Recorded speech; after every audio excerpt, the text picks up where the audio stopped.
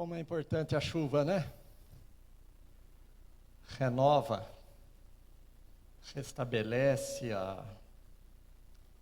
um clima agradável, a atmosfera muda. E muito mais do que a chuva física, a chuva espiritual é mais importante. Sermos renovados, reavivados pela sua palavra. Que Deus possa nos encharcar nesta noite com a chuva espiritual. Existem datas que são inesquecíveis na vida de uma pessoa, por exemplo, o dia do aniversário, o dia do casamento, o dia do nascimento dos filhos. Eu vejo aqui alguns pais com seus filhos, né? Também existem datas inesquecíveis para uma nação. O dia do descobrimento, o dia da independência. Também existem datas inesquecíveis para uma cidade, como, por exemplo, o dia da fundação da cidade. E não poderia deixar de ser, também existe datas inesquecíveis para uma igreja. Por exemplo, a nossa igreja aqui do Jardim América aniversariou nesse mês de outubro. Dia 4 de outubro é o aniversário desta igreja aqui. Em 1930, quando a dona Joaninha conheceu a verdade sobre o sábado, e ela conheceu a verdade da seguinte forma: ela morava numa chácara ali, na rua Barão, e um dia ela foi até o portão, a casa ficava no fundo, e ela veio até o portão e tinha um folhetinho, um folheto ali no portão, e ela pegou aquele folheto e falava sobre a verdade do sábado. E ela se interessou pelo assunto. E no folheto tinha o endereço da associação em São Paulo. Naquele tempo era uma associação só para o estado todo. E ela escreveu para lá. E daí, alguns dias, ela recebeu a visita de um obreiro que a associação mandou. 1930. E o obreiro começou a dar estudo para ela. Ela aceitou a mensagem e começou a se reunir na casa dela. Um grupinho ali, a maioria eram mulheres. A dona Joaninha, a irmã Joaninha, mãe do seu Edmundo de Souza, a avó do Edmundinho. E aí começou as reuniões ali na casa dela, na rua Barão de Jacareí, à altura do número 1001, que era uma chácara, né? Em 1947, o senhor Edmundo de Souza construiu um salão na rua Barão, número 981, que foi usado como a nova sede do grupo. Em 1954 foi construída a primeira igreja organizada de Jacareí, na rua Pompílio Mercadante, número 203. E em 1975 foi comprado esse terreno aqui, da igreja, escola, e para a construção de uma nova igreja, e também era o sonho de ter uma escola. Em 1979, foi montada uma tenda de madeira nesse terreno e começaram a se reunir nessa tenda. E em 4 de outubro de 1986, esta igreja do Jardim América foi inaugurada. E eu estava mudando para cá, e foi inesquecível essa data. Que na época, até hoje, né, é uma boa igreja, mas na época era um sonho, né? E essa igreja aqui ficou pequena para tanta gente que veio aqui. E veio até o secretário da Conferência Geral. Então foi uma celebração, um evento inesquecível. E a igreja tinha apenas 60 membros. O início aqui, eu me lembro, 60 membros apenas. Eu me lembro que passou um pastor por aqui e ele falou: o meu pedido para Deus, e eu não vou pedir mais nada para Deus, quando o primeiro dia aqui, né? Meu pedido é que eu veja, quando eu sair daqui, essa igreja cheia. E parecia um sonho distante, né? E hoje nós vemos aos sábados aqui, se não chegar cedo, às vezes não tem lugar. No entanto, a data mais importante para nós, como o movimento, o povo do Advento, foi o dia de ontem, 22 de outubro, o dia que marcou o início da Igreja Adventista do Sétimo Dia no mundo. E 22 de outubro, então, é um dia para ser lembrado. Uma data que não pode passar em branco. Porque é a nossa história, é a nossa identidade, a nossa herança. Desde 1844, já se passaram 180 anos. Marcam 180 anos do nascimento profético da Igreja Adventista do Sétimo Dia. 22 de outubro correspondia ao 10º dia do 7º mês do ano judaico, Tisri, o último dia do ano cerimonial. Uma data memorável para os nossos antepassados espirituais, os mileritas, que começou com um fazendeiro, Guilherme Miller, que começou a estudar a Bíblia, especialmente sobre o assunto da segunda vinda de Jesus. E baseado em Daniel 8,14, que até 2.300 tardes e manhãs, e o santuário será purificado, ele desenvolveu um estudo e chegou a essa data, 1844. Estava predito na profecia também que haveria um desapontamento. O livrinho seria comido e na boca ele seria doce como mel, mas quando ele caísse no estômago ele seria amargo. E essa profecia de Apocalipse se cumpriu nessa data. E eles não pararam. Esse desapontamento levou-os a estudar mais a Bíblia. O grupinho ali, pequeno grupo. E num dia, Irã Edson teve uma visão, e ali ele entendeu, Deus revelou para ele, que a purificação não seria da terra, mas no santuário celestial. Quando Jesus passou do compartimento santo para o Santíssimo, desempenhando assim a sua última etapa na obra da salvação do homem. E nesta noite eu gostaria de meditar com os irmãos a respeito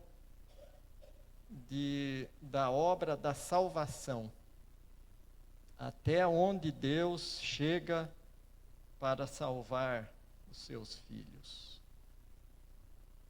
Quando nós queremos recomendar um médico para outras pessoas, geralmente nós falamos para elas de um médico que conseguiu salvar a vida de uma pessoa que estava totalmente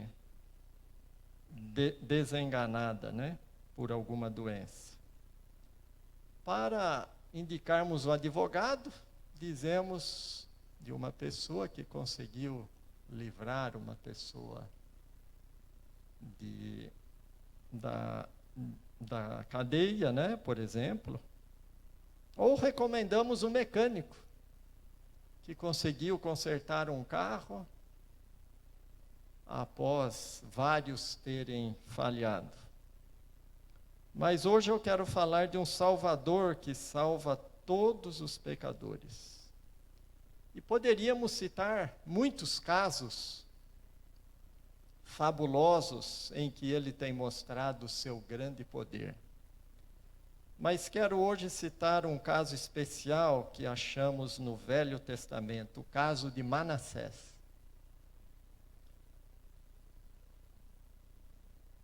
Se este homem achou a salvação, há esperança para qualquer um. Manassés nasceu num lar muito bom. Seus pais eram tementes a Deus. Criou um menino no temor do Senhor.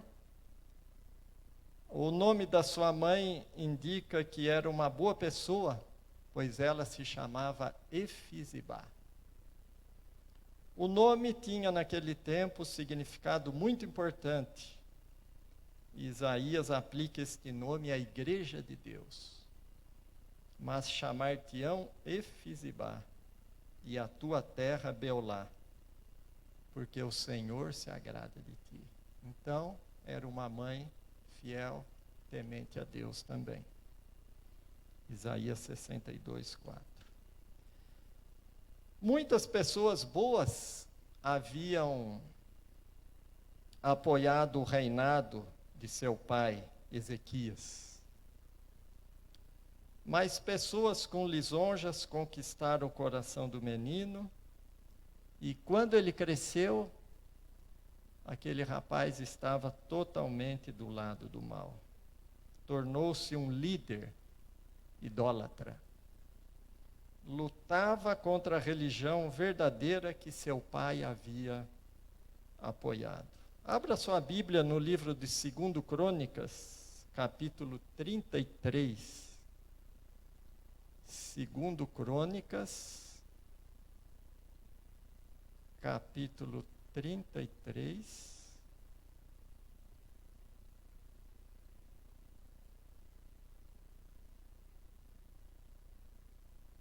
Dos versos 1 a 3. A palavra de Deus diz o seguinte: Tinha Manassés 12 anos de idade quando começou a reinar, e 55 anos reinou em Jerusalém. Fez o que era mal perante o Senhor, segundo as abominações dos gentios que o Senhor expulsara de suas possessões, de diante dos filhos de Israel. Pois tornou a edificar os altos que Ezequias, seu pai, havia derribado. Levantou altares aos Baalins e fez postes ídolos. E se prostrou diante de todo o exército dos céus e o serviu.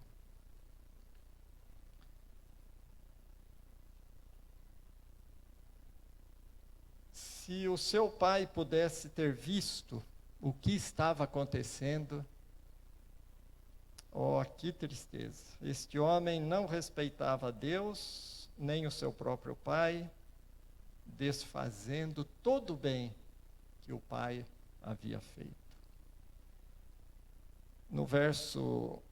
Dos versos 4 a 6 agora, acompanhem comigo o desenrolar aqui biografia, né? Edificou altares na casa do Senhor, da qual o Senhor tinha dito: em Jerusalém porei o meu nome para sempre. Também edificou altares a todo o exército dos céus, nos 2 átrios da casa do Senhor. Queimou seus filhos como oferta no vale do filho de Inom. Adivinhava pelas nuvens, era agoureiro, praticava feitiçarias, tratava com necromantes e feiticeiros, e prosseguiu em fazer o que era mal perante o Senhor, para o provocar a ira. Então aqui vemos que Manassés não apenas adorava o sol, a lua, as estrelas, mas também adorava os ídolos dos gentios, dos filisteus. Também vimos que ele construiu altares do paganismo na casa de Deus. Ao ponto que ele chegou. Havia tantos lugares, os lugares altos, onde haviam altares para os deuses. Será que não seria suficiente? Em respeito ao seu pai, não poderia ele ter deixado um lugar para a adoração de Deus? Até a casa de Deus se tornou um lugar para idolatria. Mais do que isso, ele não estava satisfeito em fazer o mal. Ele precisou também entregar os seus próprios filhos para serem queimados aos deuses do paganismo. Esses lindos filhos que Deus lhe deu, ele os sacrificou para os deuses do pagão. Um homem criado num lar cristão. Parece que ele não sabia o que fazer mais para praticar o mal. Quando uma pessoa começa a cair, parece que a sua queda não tem fim, né? Um abismo chama outro abismo, diz a Bíblia. Como líder, como rei, ele levava o povo atrás de si. A influência é uma coisa importante. E todos nós deixamos a nossa influência. Nosso eco voa pelo mundo e nunca para. Alguém está te olhando. A tua vida vai influenciar outras pessoas, com certeza. Como é importante levar pessoas para os caminhos de Deus e não para os caminhos da perdição. Todos nós, então, podemos ser um instrumento nas mãos de Deus ou uma arma na mão de Satanás. Mas, por incrível que pareça, ainda não chegamos ao fim das abominações deste homem. Por 55 anos, ele reinou fazendo mal aos olhos do Senhor. Capítulo 21 de 2 Reis nos conta que ele era um grande perseguidor.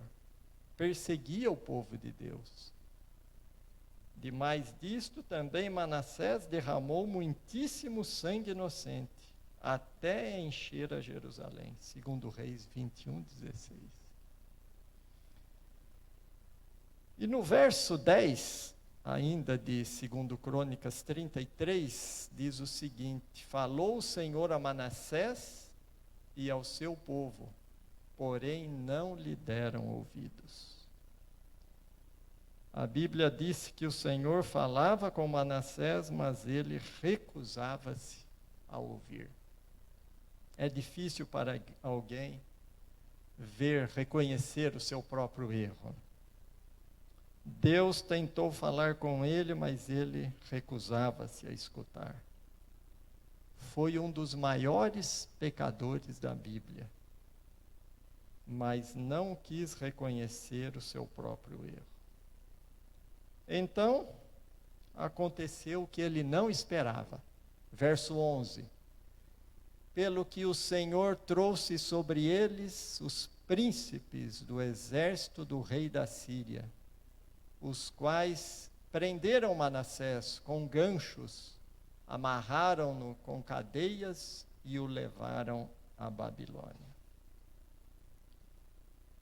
Manassés tentou fugir, mas a história nos fala sobre os capturados sendo levados para a Babilônia, presos, com um aro no nariz, como se conduz um boi, né? Da mesma maneira que se conduz um touro. Manassés foi maltratado, torturado na terra da Babilônia. O povo de Babilônia era um povo cruel. E podemos imaginar como esse homem deve ter sofrido na mão dos idólatras. Confiava nos ídolos e agora está na mão de um povo idólatra. Aquele que derramou tanto sangue agora estava em grande perigo de ter seu próprio sangue derramado. Aquele que insultava o povo de Deus agora estava sendo insultado. Estava recebendo o que merecia. E como filho pródigo, agora almejava o lar e a sua liberdade. Agora os ídolos não o ajudavam. Havia confiado nas estrelas, mas agora os astros não faziam nada em favor dele. Nem os milagres do espiritismo ajudavam agora. E agora o Deus a quem ele havia desprezado começou a ter valor para ele. Os deuses do paganismo perderam o encanto. E agora acontece o ponto da virada, no verso 12 e 13. Ele, Manassés, angustiado, suplicou deveras ao Senhor seu Deus, e muito se humilhou perante o Deus de seus pais. Fez-lhe oração, e Deus se tornou favorável para com ele. Atendeu-lhe a súplica e o fez voltar para Jerusalém, ao seu reino. Então reconheceu Manassés que o Senhor era Deus. Quanta misericórdia da parte do nosso Deus. Quando o pecador se humilha, Deus sempre está pronto a ouvi-lo. Suas mãos manchadas com sangue se levantaram para o céu. Um coração que havia sido habitação de Satanás se torna o templo do Espírito Santo. Esse coração rebelde, orgulhoso, agora se torna manso e humilde. Deus lhe perdoou e tirou-o da prisão, dando-lhe a liberdade uma vez mais. Podemos imaginar esse rei agora voltando para Jerusalém. O povo observava para ver a sua volta. O povo que havia sido dirigido por ele por 55 anos, né? Marcou a história. E o povo de Deus, com grande medo, já aguardava mais perseguição, mais sangue, mais crueldade. Mas perceberam que o rei passou em frente dos altares dos ídolos sem se curvar a eles. Nem parou para olhar. Alguma coisa agora parecia diferente. O rei foi diretamente para o templo de Deus e, tirando os ídolos, começou a adorar o Deus verdadeiro. Começou a liderar o povo no culto verdadeiro.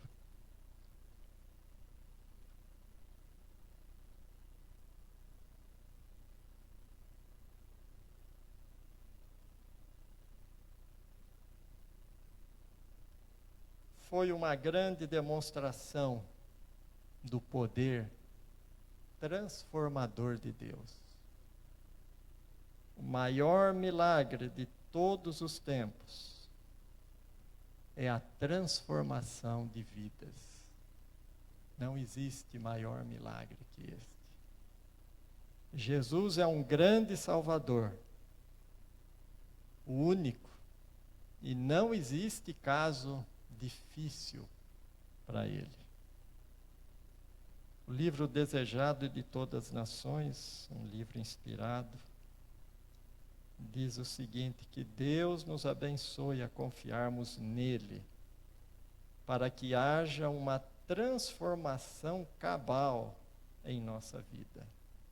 Não uma melhora apenas, mas uma transformação completa. A vida cristã não é uma modificação ou melhoramento da antiga, mas uma transformação da natureza. Tem lugar a morte do eu e do pecado, e uma vida toda nova. Essa mudança só se pode efetuar mediante a eficaz operação do Espírito Santo. Que Deus possa nos abençoar nesta noite, a crermos no Senhor nosso Deus, para estarmos seguros, e a crermos nos seus profetas, para prosperarmos. Segundo Crônicas 20, verso 20. Vamos nos levantar e nos despedirmos com uma oração. Senhor nosso Deus, obrigado porque a Tua palavra é como um martelo, Senhor, uma faca que penetra até o íntimo da nossa alma. Obrigado pelo exemplo de transformação que vimos em Tua palavra nesta noite.